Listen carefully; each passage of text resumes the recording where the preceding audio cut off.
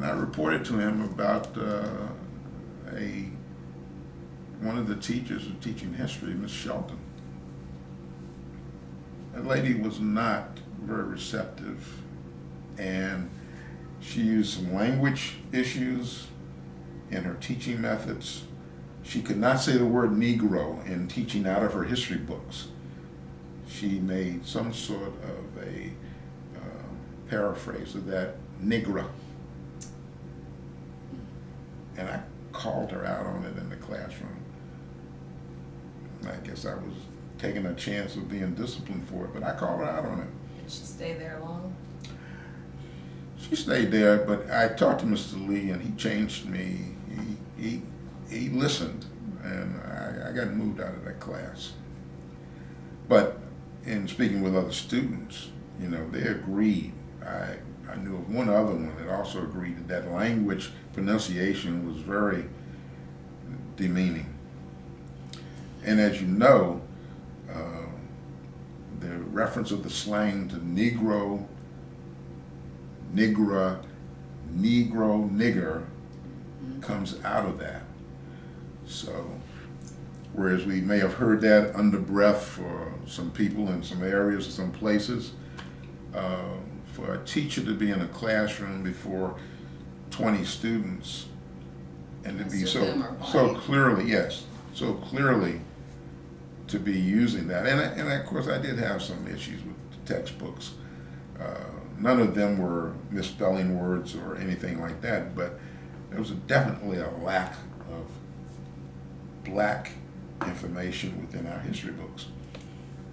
I guess to keep things calm, when he talked to me, he actually brought in one of the assistant principals, Mr. Carwell, and I said, sir, I'm not going to march into the school administration on this. I'm talking to you, and I'd like to see you respect me in this matter. So that was the result of that. There were a lot of things, in my opinion, that were being accepted by some white people about blacks that they really did not personally care for, but they were probably forced to accept that. So reception overall, and certainly on the sports teams, not very much resistance at all. I did run into one or two cases of, I think, racially motivated animosity. We were in a practice session, and we were running through plays with what I think Coach called live hitting. A guy that was probably about 40 pounds or so heavier than I was.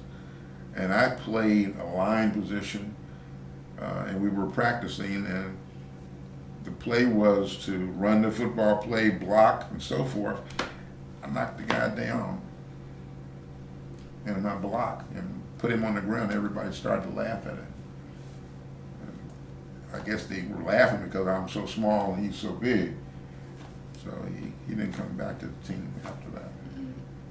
I thought of this when you were talking about the differences in available equipment and stuff, that they dominated sports.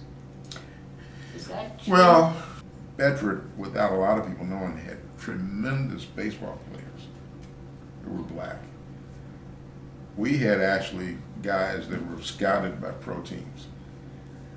But as far as the entire county is concerned, if you put all of the Bedford guys together on a baseball team, you had somebody that might be able just to play with Major League, because these guys had great hitting ability, we had pitching skills, and it's, you know, some joking statements made about, well, the guys from Bedford High School won't come over there and play you because they don't want to get beat.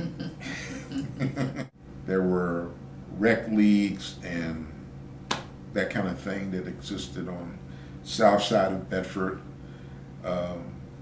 just below Susan Gibson High School, where the bus maintenance shop is. There used to be a ball diamond there,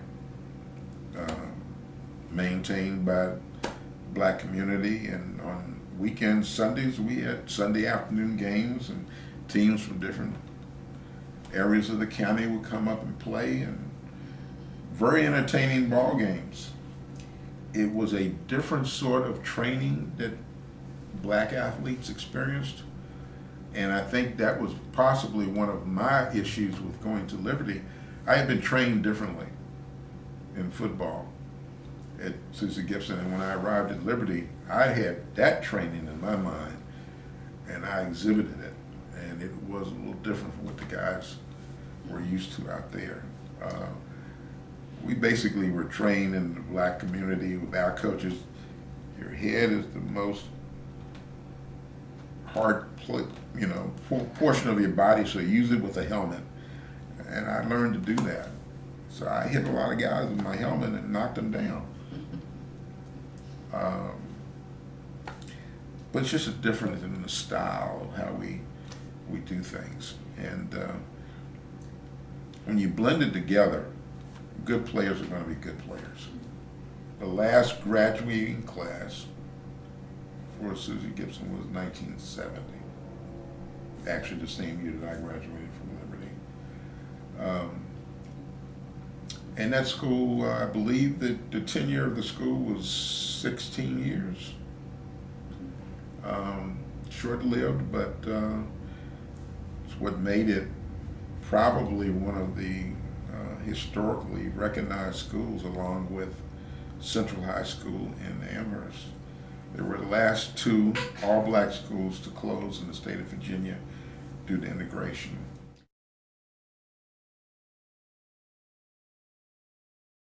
I mean, I'm an older person now. As a younger person, I'm not sure that I may have thought it then, but looking back now, I see where the effort was being made that we didn't want black young folks to be prepared to go into society and grasp and control things. Compete equally. Compete. And that would have been in the course of business, financial situations. Bear in mind, if we go all the way back to the very early beginnings of slavery, reading and writing were restricted. It was a crime to teach a young black kid to read and write. Punishable by death in some cases. So no one could do that sort of thing except under very heavy disguise. Didn't want you reading, didn't want you learning. And today, when we look at where we are in this country, I often think about all the financial opportunity that was denied to black people. And some people say, well, oh, those are poor blacks over there. And I say, well, there's a reason for that.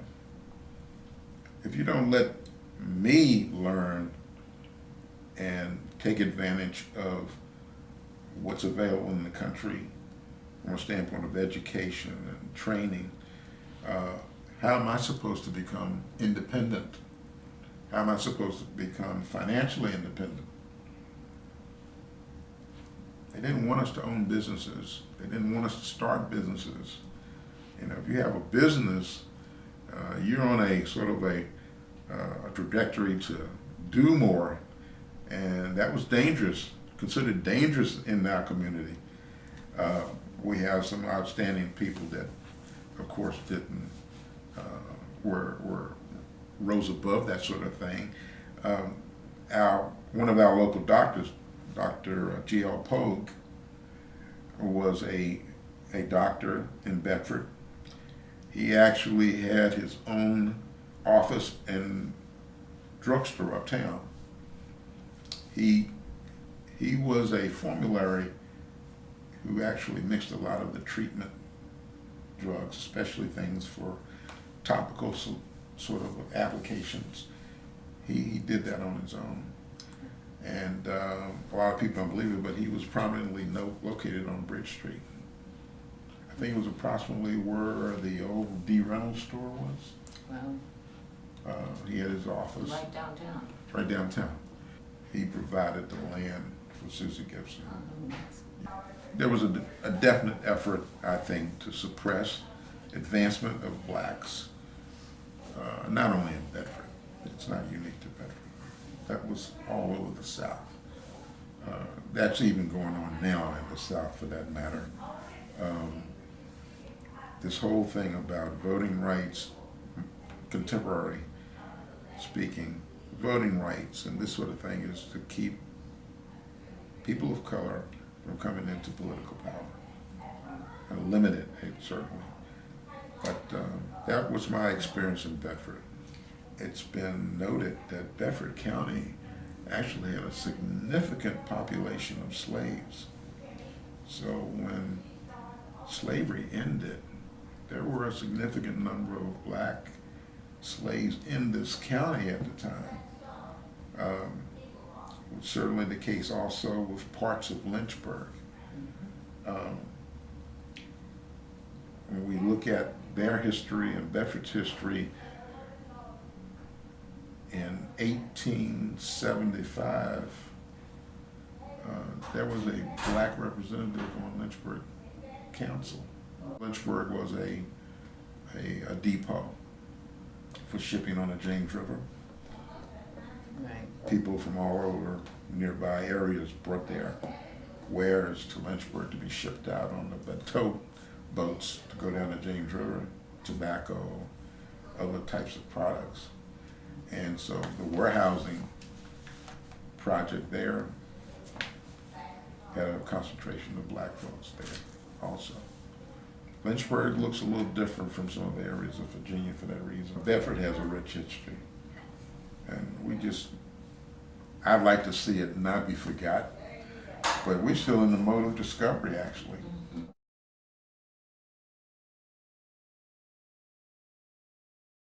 One thing that I think I sat in on one or two meetings early on before joining, and my interest was to see exactly what was being discussed. We were beginning to see the polarization of politics at that time, and I thought it best for the community that we as a people make efforts to be together. Not necessarily that we had to be on one common accord, but that we needed to respect each other. I kind of saw handwritings on the wall about where we are today, what was going on. When you stop talking to people and having conversations and discussions, then you stop being effective as a community and a society. There's an old saying that an intelligent man can talk to anyone, no matter how poor, no matter how rich. And there's some truth in that, because people are people. We just simply need to respect each other. I found that Bedford Get Together seemed to be on a base that wanted to bring people together. And that's why I decided to join in. I wish more people would give time to that effort. Me too. Yeah, it's needed more than ever at this point in time. Okay, well, Ivan, thank you again so much. Thank you for having me. Appreciate your coming today.